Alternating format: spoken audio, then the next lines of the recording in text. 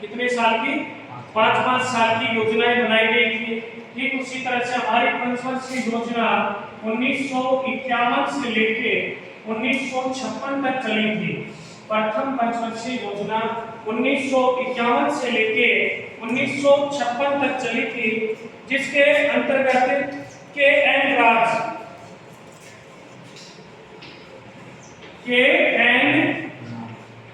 राज ये प्रथम योजना के मुख्य रणनीतिकार थे। इन्होंने योजना का जोर सबसे ज्यादा प्रथम योजना में जोर दिया गया कृषि के ऊपर। किसके ऊपर जोर दिया गया? कृषि के ऊपर दिया गया। पहली योजना पंचवर्षीय योजना 1951 से लेके 1956 तक चले। इसके योजना बनाने वाली टीम का मुख्य कौन था? के.एन. राज। इनका मुख्य उद्देश्य था कि सबसे ज्यादा हमारा जोर दिया जाए कृषि के ऊपर, और इस कृषि के लिए बागरा नल्ला परियोजना कृषि के लिए जैसे कुछ बजट जारी किए गए। बागरा नल्ला परियोजना इनके ऊपर भी बजट जारी किया गया। उसके पश्चात जैसे ही दूसरी पंचवर्षीय योजना आई, पहले में था के.एन. राज, दूसरी पंचवर्षीय योजना जो कि 5 साल बाद 1956 से लेके 1961 तक चली। दूसरी पंचवर्षीय योजना, इसका मुखिया था पी.सी. महालनोबिस। पी.सी. महालनोबिस ये था। इसने ये कहा, पहली में योजना में किसके ऊपर जोर था? कृषि पे था।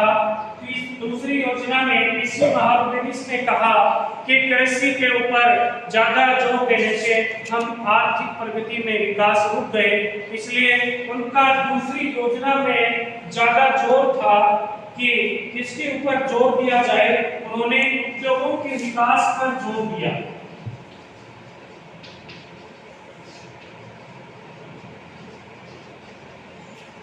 पहली योजना में जोर दिया उन्होंने कृषि पर, दूसरे पर उन्होंने जोर दिया उद्योगों पे, उद्योगों के विकास पे जोर दिया और काफी कोशिश की।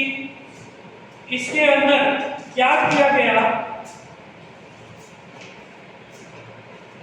इस योजना में आलोचकों ने कहा कि बहुत सारे उद्योग धंधों को इस तरह से सहकारी क्षेत्र में भी बनाए गए। सहकारी क्षेत्र में उद्योगों को निजी क्षेत्र में, यानी सबसे ज्यादा इस योजना में विकास था उद्योगों के ऊपर विकास।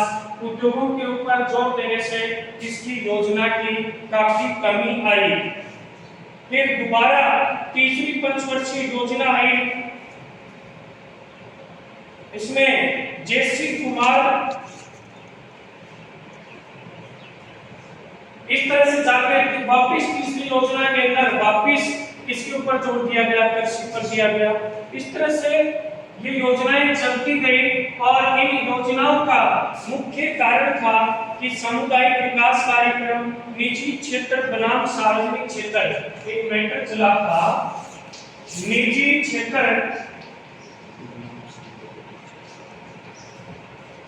बनाम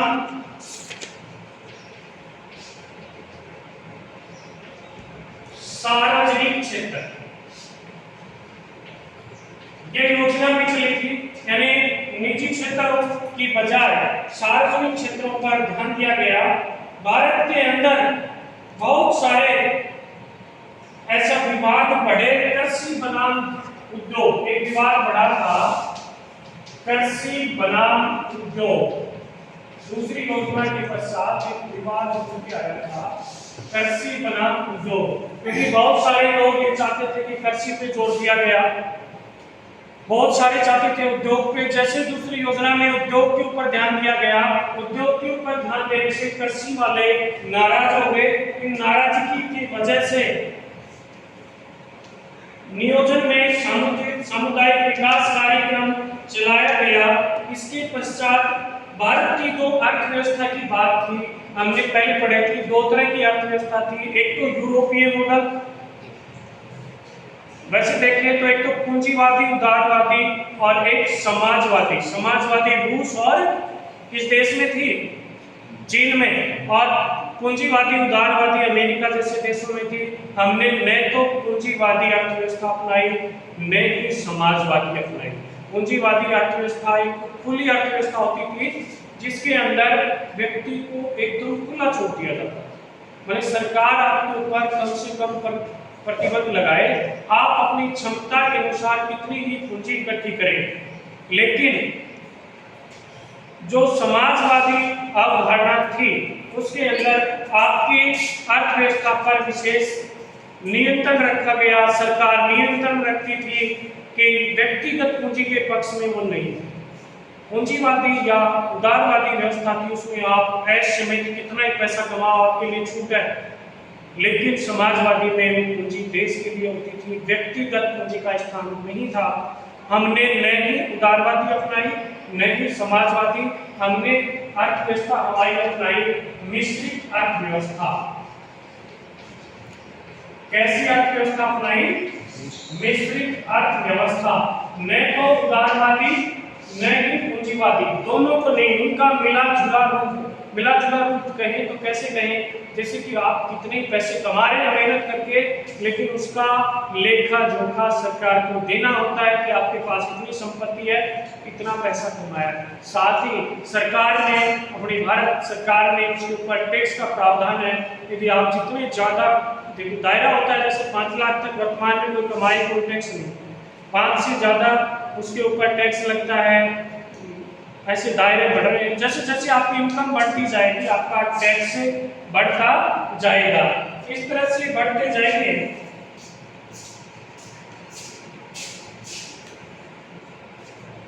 नियोजित विकास के देश के आर्थिक विकास, हमने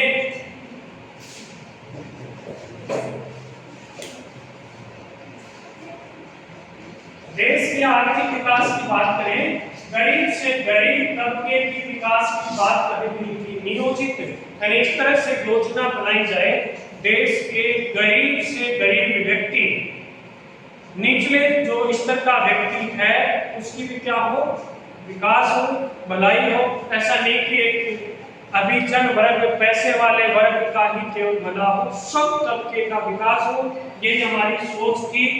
और इसमें बहुत सारे जैसे कि कृषि और उद्योग दोनों पे। इसके पश्चात भूमि सुधार की हम बात करें,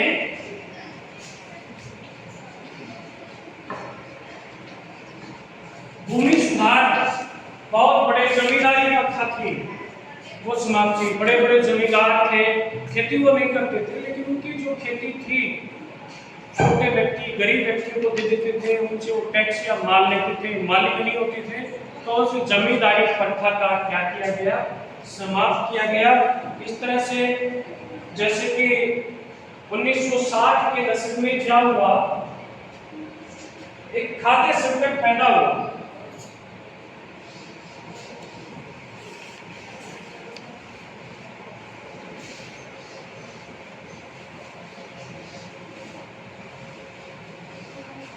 एक खाद्य संकट आया था भारत में।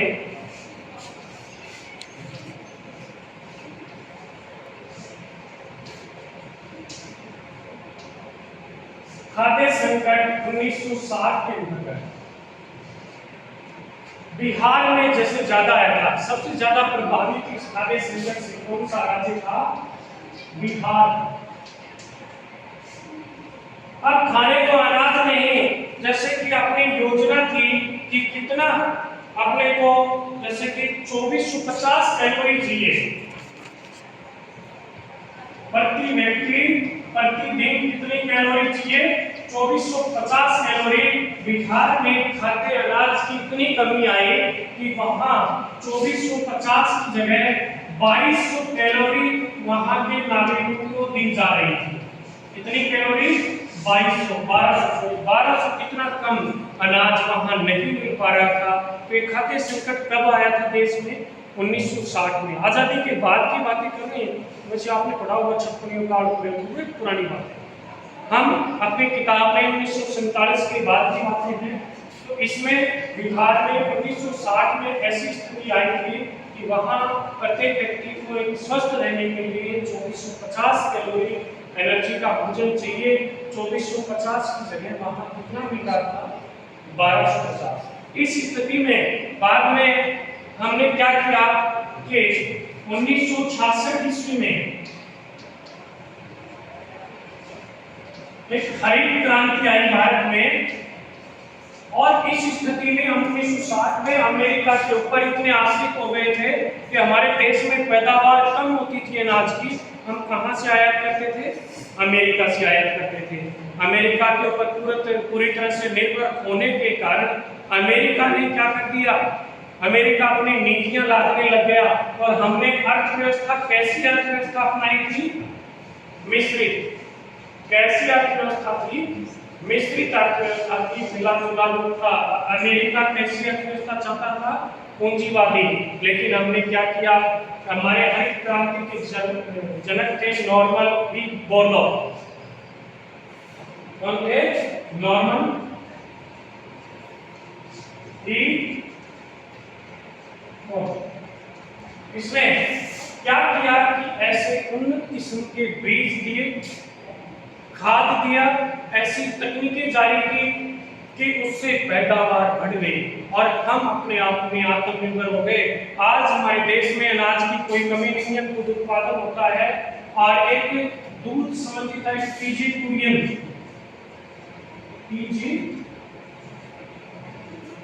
पीजे कुरियन मिल्क मैन के नाम से जानते हैं।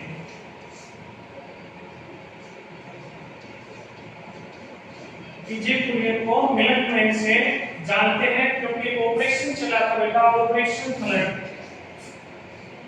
ऑपरेशन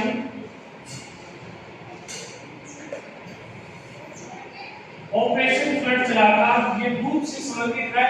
साथ ही दूध के साथ साथ ग्रामीण क्षेत्रों के अंतर्गत जो भी कमी थी उनके लिए चला था, और ये 1970 के अंतर्गत चला था। ऑपरेशन फ्लड 1970 में चला था, और ये किस उत्पादन के लिए था बेटा? दूध संबंधी जानकारी के लिए। इसका जनक कौन था? पीजे कुरियन। इसको क्योंकि दूध में इतनी अथाह वृद्धि गिरवाई उस समय देश में कि इसलिए इसको मिल्क मैन के नाम से जानते हैं। जैसे इसके लिए सरस डेयरी, एक अमूल दूध है ना, उस अमूल दूध की भी कहानी है। अमूल दूध की भी यही कहानी है कि वहाँ बहुत सारे इस तरह से चलता गया। ये एक ऑपरेशन फ्लड एक अकेले दूध से संबंधित नहीं था, ग्रामीण क्षेत्र के विकास से संबंधित ये सारी बातें थी। इस तरह से लेके 1967 में 1960 के अंत तक भारत की राजनीति में एक नया मोड़ आ गया था। 1967 में 1967 ईस्वी में 14 बैंकों का राष्ट्रीयकरण किया गया। बैंकों का जो निजी क्षेत्र में थे उनका क्या किया गया? राष्ट्रीयकरण किया गया। एक प्लान आई थी, बॉम्बे प्लान की टॉपिक रह गया, उसकी चर्चा करेंगे, आपको बहुत इंपॉर्टेंट है। बॉम्बे प्लान। कोई आपसे पूछे बॉम्बे की क्या प्लान है? बॉम्बे प्लान के बारे में अपना विचार व्यक्त कीजिए। तो इस प्लान के बारे में हम देखेंगे।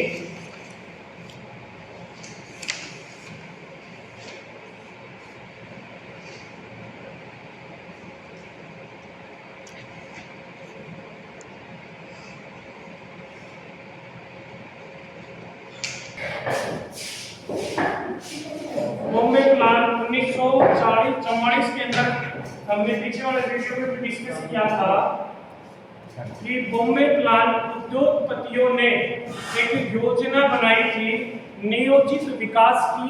उस योजना का नाम क्या है? बॉम्बे प्लान। ये सरकार द्वारा बनाई गई योजना नहीं थी।